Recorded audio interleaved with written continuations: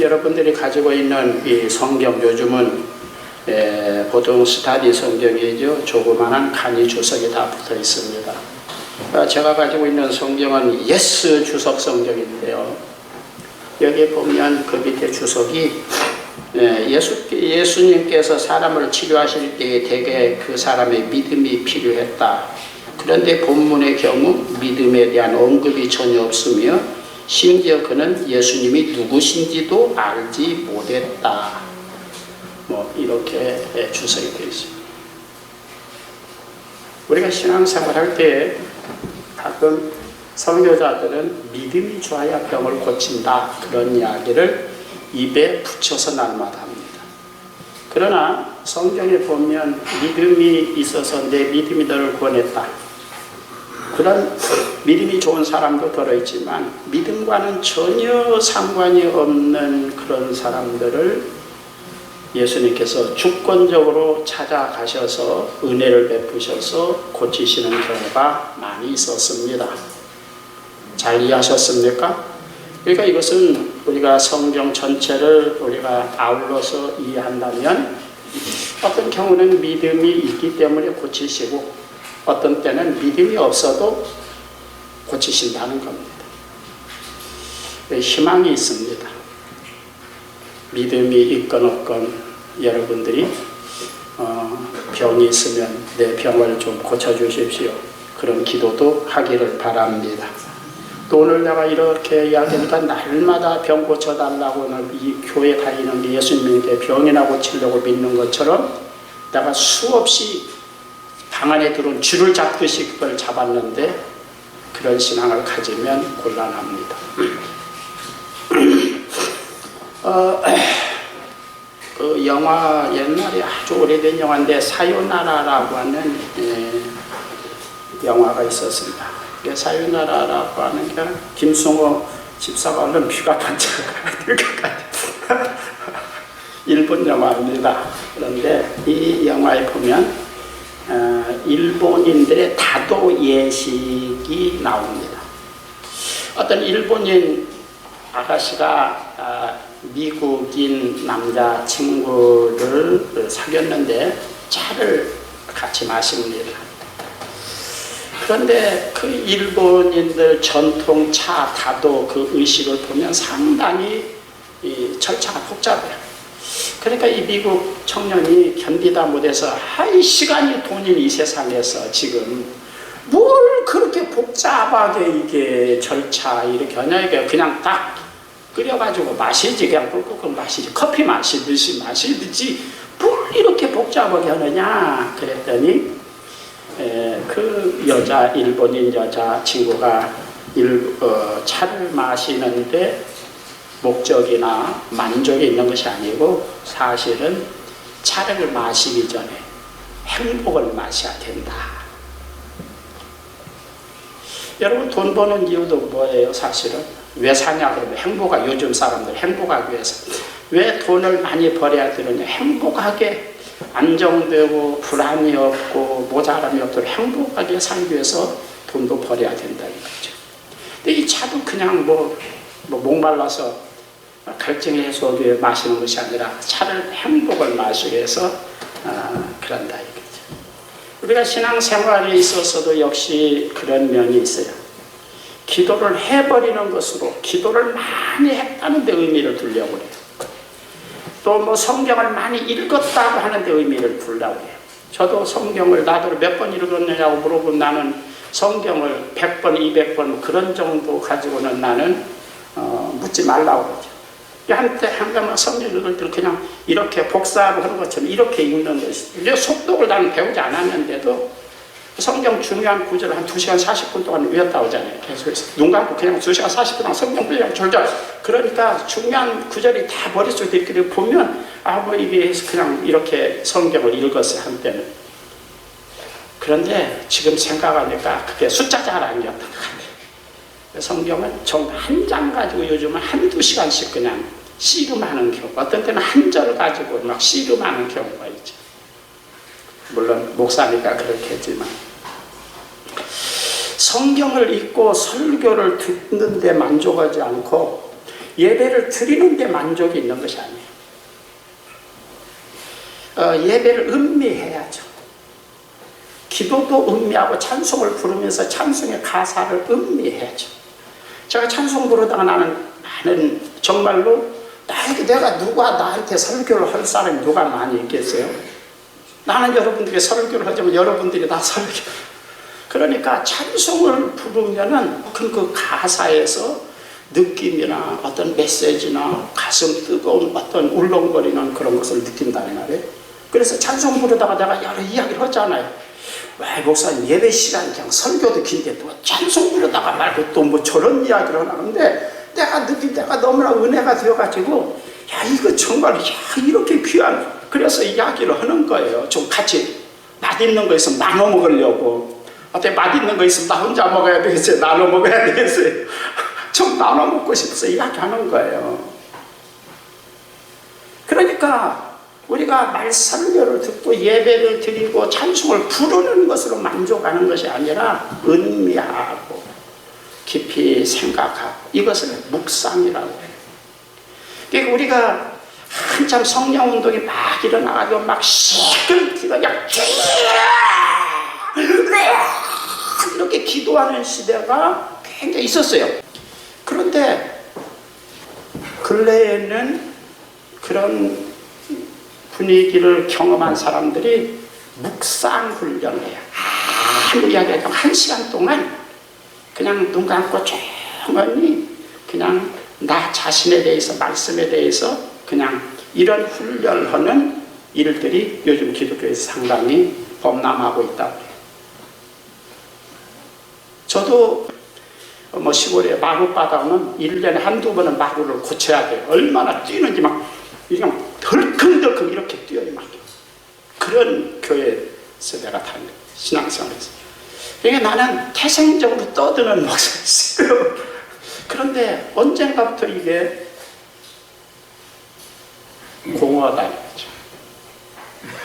묵상이 필요한 거죠. 그래서 모든 기독교의 성자들은 묵상의 대가들이에요. 떠들고 그런 기도의 대가들이 아니라 조용히 말씀이나 자기 자신, 말씀에 비춰서 자기 자신을 성찰하고 내 속에 뭐가 있나, 주님의 나에게 기대하시는 것이 무엇인가 이런 것들을 조용히 묵상하며 이런 것들이죠. 우리는 예배를 드리는 것으로 만족하는 거예요. 예배 드렸다 할렐루야. 뭘 얻었는데 아무 느낌도 없어요. 말씀을 듣는 것들 그래 지루하잖아요. 여러분들 말씀 듣는 게 굉장히 지루하잖아요. 묵상 과정이 없기 때문에 말씀을 들으면서 말씀의 맛이 좀 느껴지기를 바랍니다. 네? 느껴져야죠. 그 맛있다. 그냥 막 배고파가지고 허겁지겁 그냥 씹지도 않고 그냥 막 맹성맹성한 그런 사람이 안 되기를 바라요. 자, 오늘 말씀으로 들어갑니다. 오늘 말씀은 6월절 명절이 가까웠을 때 예수님께서 성전에 올라가셨는데 예루살렘에 올라가셨는데 양문 곁에 베데스다라고 하는 행각이 있는데 거기는 많은 병자들이 모여서 병 낫기를 기다리는 곳이죠. 이게 베데스다라고 하는 것은 벳은 집이고 히브리어에서 벳집입니다. 베들레헴 해도 거기 벳이 붙었으니까 집이란 거죠. 떡집이란 뜻입니다. 베들레헴은. 오늘 여기서 벳에다가 에스더를 붙인 겁니다. 에스더는 잘 알겠죠? 에스더, 자비, 궁율이라고 하는 뜻의 에스더. 그래서 베데스더, 자비의 집, 궁율의 집, 은혜의 집, 뭐 이런 뜻의 베데스다 행각에 사람들이 많이 병자들이 모여서 지금 기다리고 있습니다. 그런데 이 성경을 보면 성경 자세히 보세요. 여기에 많은 병자들이 있는데 그곳에는 가끔 천사가 내려와서 물을 움직이게 하는데 물이 막 솟구칠 때에 먼저 뛰어가는 사람은 누구든지 병이 낫는다고 하는 전설이 있었다는 거죠. 여러분 그 성경을 보면 가로가 쳐졌죠. 큰 가로가 쳐졌습니다. 성경에 보면 작은 가로 쳐진 데도 있고 큰 가로 쳐진 데도 있고 조그만한 글씨로 한 포인트나 한 두 포인트 좀 작은 글씨로 쓰이는 성경이 있고요. 그렇습니다. 그런데 오늘 내용은 큰 가로예요? 작은 가로예요? 큰 가로. 물의 움직임을 기다리던 3절 끝부분에서부터서 낮게 되밀어까지 큰 가로가 쳐졌습니다. 그렇죠? 그 다음에 거기에 보면 그 조그마한 아라비아 숫자 2자가 붙어 있는데 이 자를 찾아보니까 어떤 사본에는 이 괄호 내에 구절이 없고 이렇게 되어 있죠? 그렇게 있어요? 없어요? 내 성경만 그렇게 되어 있어요? 여러분 성경에도 그렇게 되어 있어요? 그렇게 되어 있죠? 그걸 잘 이해하고 있어야 됩니다. 성령께서 우리 마음을 움직일 때 먼저 들어간 사람은 기적을 체험합니다. 병이 났습니다. 먼저 들어간다. 우선적 먼저죠. 그런 강조를 하죠. 막 전투적으로 경쟁적으로 먼저 여기서부터 지금 문제가 되는 겁니다. 이 내용은 어떤 사본에는 없다 이거죠. 우리가 가지고 있는 성경은 원본이 없습니다. 다 사본입니다. 수천 개의 사본이 있는데 그 사본 중에 A급 사본, B급 사본, C급 사본, 뭐 숫자로 말하면 1급 사본, 2급 사본, 3급 이렇게 그 부분도 있는데 이 본문은 믿을 만한 A급 사본에는 없어요. 그런데 B급 사본이나 C급 사본에 있는데 이 성경을 편집하시는 분이 C급 사본에 있다고 할지라도 이게 혹시 하나님의 말씀이라고 하면 내가 하나님의 말씀을 더구나 빼면은 이건 뭐 내가 지옥 가거나 천국 간다 그러니까 나는 그것을 빼고 더할 자유가 없어. 니네들 읽는 사람이 알아서 읽어라. 그래서 가로를 쳐놓은 겁니다. 그리고 이것은 여기 모여든 사람은 하나님을 믿는 것이 아니라 전설의 고향을 믿는 겁니다. 여러분 잘 이해하시기 바랍니다. 모든 종교에는 전설의 고향이 따라다닙니다. 민간 설화가 따라다닙니다. 불교에도 아주 유명한 절에는 삼신당, 원래 삼신당 같은 건 불교 아니에요. 우리나라의 민간 신앙이 거기에 불교에 따라 붙은 거예요. 대웅전에서 나오는 헌금보다, 우리말로 말하면 헌금이죠. 헌금보다 삼신당에서 나오는 헌금이 4배, 5배, 막 심지어는 10배씩 더 나오기 때문에 삼신당을 유지하는 거예요. 왜냐하면 우리 삼신당은 왜 필요한 거예요? 애기 못 낳는 사람, 옛날에 애기 못 낳는 사람들 애기 낳으려고 할 때 삼신 할머니께서 점지해 주셨다 그런 말 하죠. 그런 말 들어보셨어요? 그래서 아주 아이를 못 낳은 사람들이 거기 가서 치성을 100일 치성을 드렸더니 아무개도 5대 독자를 낳고 아무개도 뭐 김씨도 뭐 4대 독자를 낳고 어떤 사람 8대 독자를 낳았다면 막 그렇게 소문이 나는 거죠. 소문은 누가 퍼뜨렸을까요? 실제로 어떤 하나님 우리나라 우리 교회 뭐 우리 큰 교회들 막 간증해가지고 막 뻥튀기 막 간증을 하고 피하는 것처럼 그렇게 하면 그냥 거기가 몰려들어가지고 헌금이 많이 나오는 거예요. 막 치성을 드리기 위해서 막. 그래서 삼신당을 유지하는 것이죠. 그래서 그런 삼신당들의 대다수가 뭐 민간 설화에 기초한 것이죠. 우리나라에서 당군신화 같은 것도 여러분 당군신화는 삼국사기, 삼국유사. 삼국사기는 김구식이 쓴 고려 중엽의 문신이면서 묘청의 난이라든가 이장임의 난을 평정해가지고 대단히 아주 그 이름을 날린 김부식이가 쓴 역사 정사입니다. 삼국사. 그런데 중이련이 쓴 삼국유사가 있어요. 삼국사기하고 삼국유사가 뭐가 다른지 압니까? 삼국유사는 전설의 고향 같은 것을 일반 야사 같은 걸 많이 집어든 거예요. 거기에 당군신화가 있는 거예요. 삼국사기는 그런 거 없어요.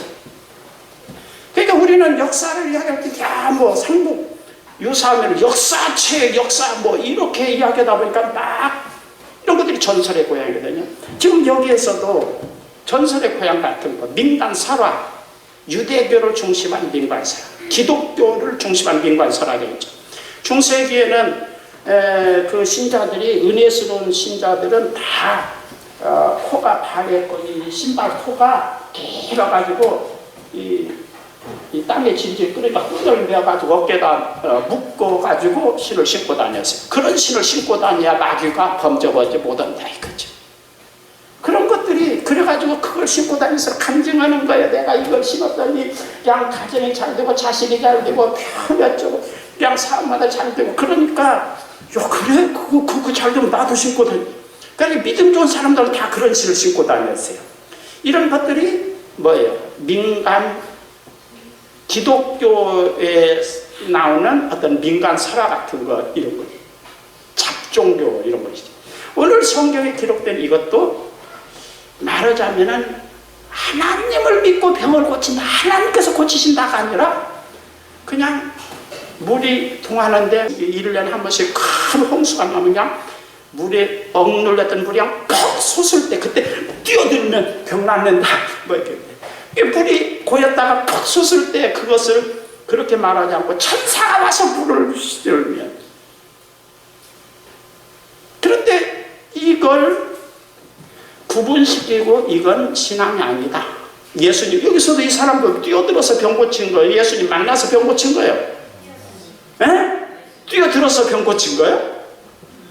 예수님 만나서 병 고쳤다고 하잖아요. 지금 이렇게 돼야 되는데 딱 물이 통할 때에 뭐 성령께서 여러분의 마음을 움직이실 때 먼저 확 뛰어드는 사람이 제일 먼저 뛰는 1등만 열심히 있는 사람만 기적을 체험합니다. 이게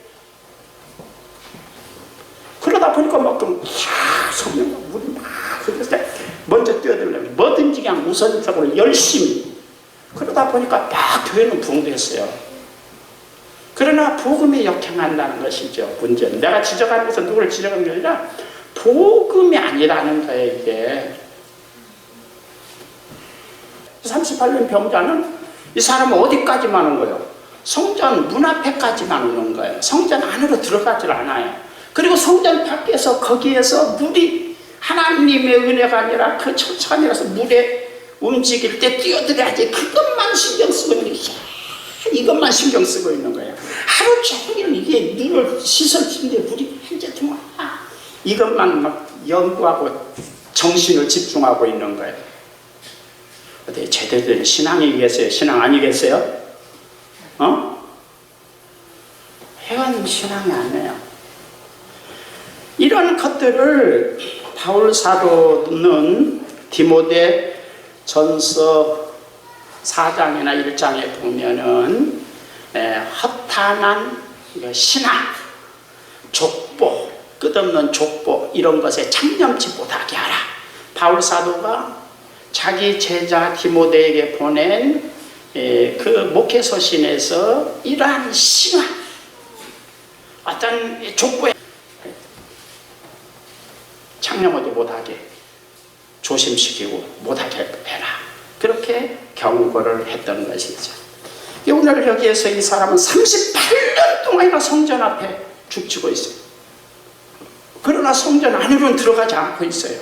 38년 동안 하나님 어쩌고 그러지만 사실은 민간 전설의 고향 같은 그런 것에 기대를 걸고 교회 신앙생활을 하고 있는 것이죠. 오늘 우리들이 신앙생활할 때 자칫 잘못하면 이런 수준의 신앙에 머물기 쉽다는 것이죠. 여러분 간증이나 이런 것들을 지나치게 여러분들이 의미를 부여하면 자칫 잘못하면 이런 신앙에 빠지기 십상이죠. 정신을 바짝 차려야죠. 그 다음에 이 사람은 천사가 물을 움직일 때 나를 물에 넣어줄 사람이 없다 그러죠. 그러니까 이 사람도 하나님도 안 믿을 뿐 아니라 사람을 믿는 거 아니겠어요? 누군가 나를. 이 사람은 예수님이 찾아가셔서 만나주시고 고쳐주시는 것이 은혜지만 그런 은혜를 베풀지 않으면 죽을 때가 자기는 교회 다녔다는데 만족을는지 모르지만 거기에 성전벽에 거기에서 그냥 38년 동안 그냥 죽치고 집에도 안 가고 내가 그냥 철야 금시고 거기다가 의미를 부여하는지 모르지만 신앙에 제대로 된 신앙은 갖지 못했다는 것이죠. 이 사람은 또 나를 넣어줄 사람이 없다. 여기서 넣다라고 하는 이 헬라 말은 발로라고 하는 단어를 쓰는데 손, 발 할 때 그런 발이 아니고 발로 발음이 발로인데 난폭하게 던지다. 그러니까 어떤 경우는 칼로 난폭하게 찌르다. 그런 뜻도 가지고 있는 단어다. 발로라는 말이. 그러니까 누군가가 난폭하게 사랑이 없더라도 그냥 발로라도 이 새끼 그냥 그 발로 차서라도 나를 거기다가 밀어 넣어줄 사람이 어떻게 친절이고 사랑이고 그런 거 그만두고 그냥 옆에 지나가다 야 이 새끼 이 꼴도 보기 싫지 병이나 낳고 빨리 집에 나가거라 그렇게 발로 차서라도 거꾸로 때려서라도 그 못에 넣어줄 사람이 없다. 저는 이 성경을 보면서 이 사람의 말을 들으면서 이런 생각을 했어요. 생명을 살리는 것 전도라고 하는 것은 친절하면 좋지. 상대방에 감동을 주고 이렇게 해서 예수님을 믿도록 하는 것도 좋지만 그냥 어떤 경우는 또 그냥 친절하지 못하더라도 의무감 때문에 뭐 이런저런 것들 그냥 불친절하게 해서라도 어쨌든 간에 예수님을 믿게 해서 살리게 하는 것 그런 전도도 여기서 필요할런지도 모르겠다. 이 사람은 뭐 친절은 그만두고라도 발로 차서라도 나를 이 못에 넣어서 내가 고침받도록 해주는 사람이 한 명도 없습니다. 그렇게 말하죠. 또 이 사람은 또 말이죠. 굉장히 인격적으로 미숙한 미달이라는 이름 가진 아이 뭐 어린아이들이 보면 연습도 있었던 것 같아요. 이 사람은 인격 미달이에요. 38년 동안 이 병 고치지 못한 것에 대한 책임을 다른 사람에게 다 아버지 때문에 어머니 때문에 내가 그냥 부모를 잘못 만나서 내가 형제를 잘못 만나서 내가 뭐 누구를 잘못한 남편 그 개똥수 같은 놈을 만나서 그냥 그런 에펜네를 만나서 계속해서 다른 사람에게 책임을 전가하는 거죠. 미달입니다. 미달이. 내 탓이야, 내 까닭이 하면 회개가 되지만 남편 탓, 아내 탓, 부모 탓하면 이건 회개가 되는 것이 아니라 원망, 불평, 짜증 그 다음에 자칫 잘못하면 증오를 미움과 증오를 갖게 되는 것이죠. 한번 해봅시다. 내 탓이요.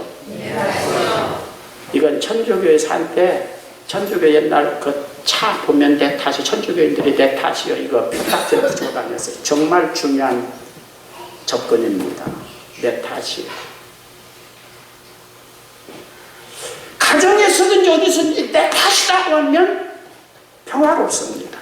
너 때문이야, 너 때문이야, 그건 너 때문이야 하면은 거기서는 쌈박질만 나오는 겁니다.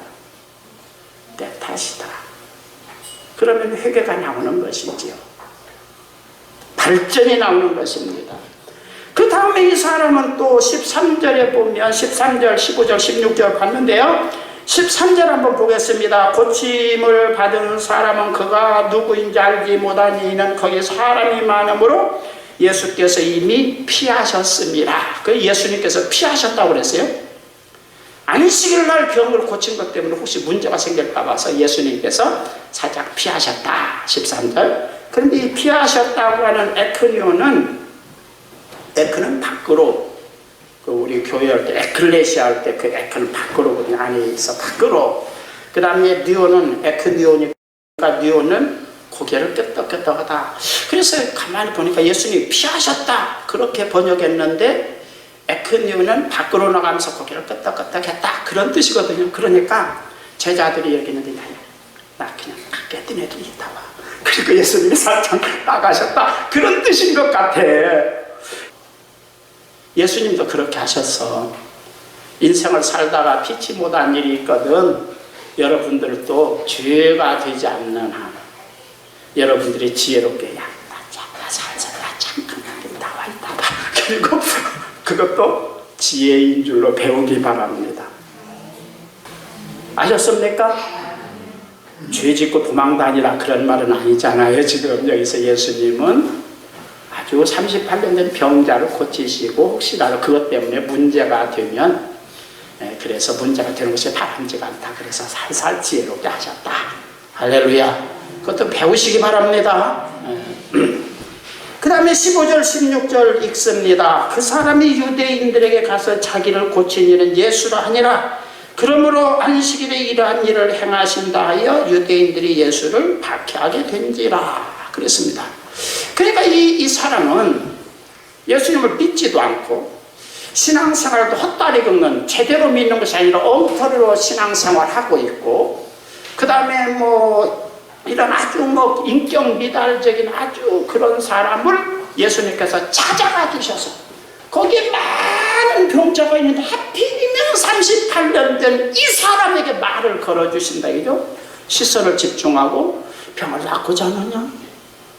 그 중에 여러 사람인데 그 사람에게 가서, 그 중에 정말 어떤 사람은 믿음이 있는 사람도 있었을 거예요. 자, 예수님은 사람의 그 속마음이나 본성까지 전부 다 아시는 분이에요? 모르시는 분이에요? 아시면 그 중에 저놈은 믿음이 없는 놈이고만, 저건 엉터리 같은 놈이고만, 너는 안 돼. 38년은 죽을 때까지 거기 있어야 돼. 그리고 믿음이 좀 있는 사람을 찾아가셔서 고치셨다고 해야 될 것들. 이 중에 제일 어떻게 보면은 제일 엉터리 같은 그런 인간을 찾아가셔서 병을 고쳐주셨다 이거예요. 그리고는 병을 고치시고는 문제가 일어났다. 그리고는 살짝 피하셨다 이겁니다. 그리고 다음에 며칠 후에 성전에 딱 올라가서 엊그제 고쳐준 그 사람이 있는 걸 보고, 야, 너 다시는 죄를 짓지 말아라. 죄 지면 재발한다. 이렇게 후속 조치까지 처방을 해주시는데, 재발 방지 처방까지. 그 은혜요, 은혜 아니요? 그랬더니 이놈이 엊그제는 사람이 많아가지고 누가 나 고쳤는지 모르는데 이제 보니까 예수라고는 생각을 고쳤구만. 그래가지고 쪼르르 가서 누구에게 밀고 하는 거예요? 유대인에게 밀고 해서 그때부터서 예수님을 잡아 죽이려고는 박해가 시작되었다. 이런 이야기죠. 나쁜 놈이요, 좋은 놈이요 이거. 그리고 다시 한번 물어보겠어요. 예수님은 이 38년 이놈을 고쳐주면 이놈이 나중에 밀고 할 것을 아셨을까요? 모르셨을까요? 우리는 하나님은 전지전능하신 분이시고 예수님은 다 아셨으리라고 우리가 해석을 해야죠. 그러면 그런 놈을 왜 고쳐? 밀고 할 놈을 왜 고쳐? 이런 놈은 싸가지 없는 놈이잖아. 이런 놈은 막 달려들어서 고쳐달라고 그래도 안 고쳐줘야지. 그런데 예수님이 찾아가셔서 그 많은 사람들 그 사람을 꼭 찍어서 이거 고쳐주셨다 이거예요. 이게 복음입니다. 만약에 우리가 잘나고 똑똑하고 의로워서 우리를 구원하시는 게 아니죠. 용서하고 또 용서하고 또 용서하고 또 용서해서 우리로 하여금 예수님이 누구신가를 제대로 생각도 해보고, 정말 하나님 보내시는 메시아라고 소문나는데 정말 그런가? 깊이 생각도 해보고, 그러면서 속에서 예수님을 믿는 믿음이 생겨서 구원받게 하시려고는 하나님의 사랑이죠. 할렐루야. 베드로를 보세요. 고기 깊은 데 가서 고기를 잡자. 그러니까 우리 어부들은 밤에 그물 들어지 낮에는 안 옵니다. 그물 던지면 이게 고기들이 다 보고 도망가니까.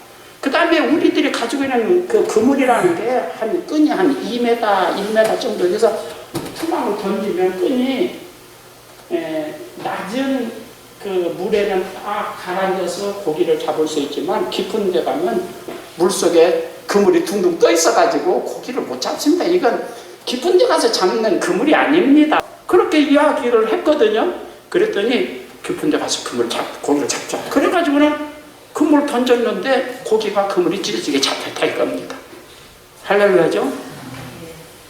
어떻게 해서 잡혔을까요? 나는 그물 던지자마자 고기가 싹 그 안으로 몰려들어 도망가는 것이 아니라 몰려들어서 잡힌 줄 압니다.